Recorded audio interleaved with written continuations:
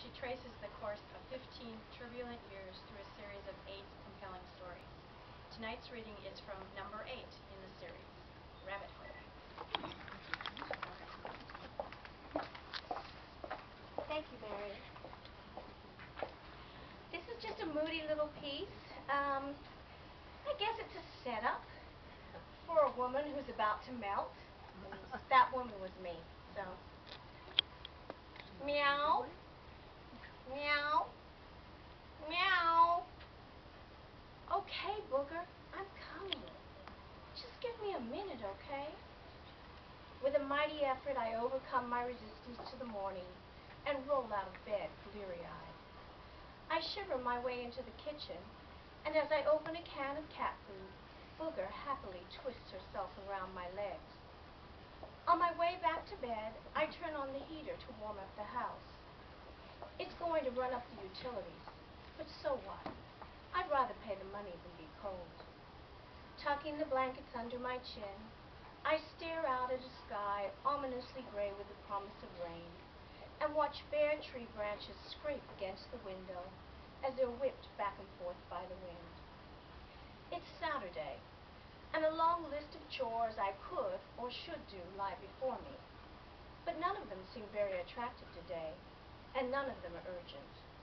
I still don't have that much furniture, so the house is as neat as a pin. Maybe I could haunt the thrift store, or find something I need at a yard sale. Or maybe I could look for something to hang on the wall. Anything, really, to get out of the house. I might even find something to put on top of my vanity. My vanity is the one and only piece of furniture I've ever fallen in love with. I bought it at a little antique shop on Castro Street before everything in the Castro became fashionable and expensive. Made in the 1940s with not one 90-degree angle on the whole thing. The mirror is curved, the side drawers are rounded, and a rounded panel pulls out to reveal a secret drawer. I turn over to survey some of the bits and pieces I've collected over the years, which now live on top. Special little things that take me back to a day, a memory, a feeling. I don't even know how I've managed to hold on to some of them. I've had them so long. There's a dark blue perfume bottle from the 19th century my mother gave me, still imbued with the original scent 100 years later. An antique jar made of turquoise glass, decorated with delicate gold leaf accents.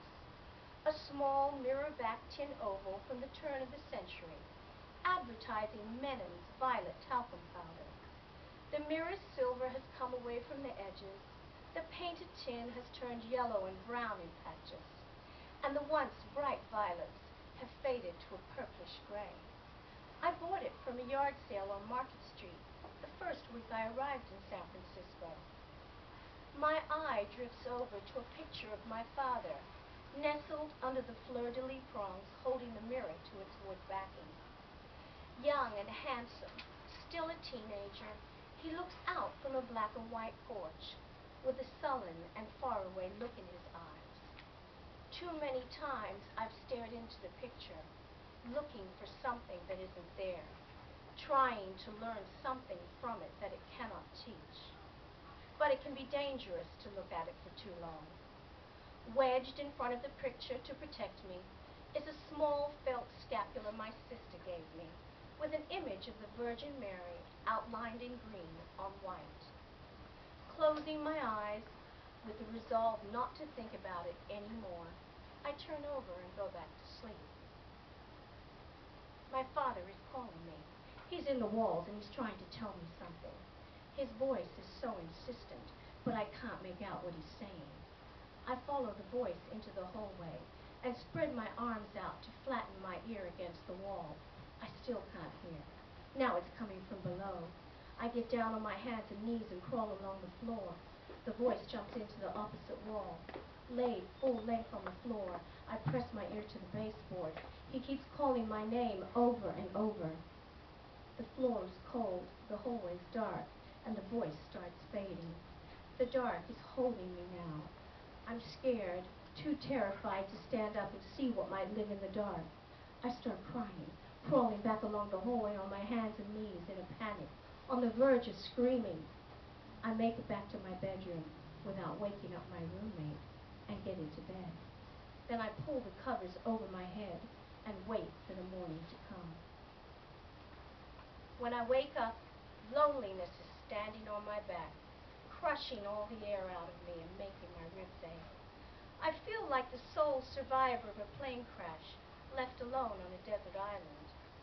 When I feel like this, I usually try to get out and talk to someone, like the cashier in the grocery store or the teller at the bank. Even a short conversation with a stranger at a yard sale helps. Sometimes just a word or two with a bus driver makes me feel better all day long.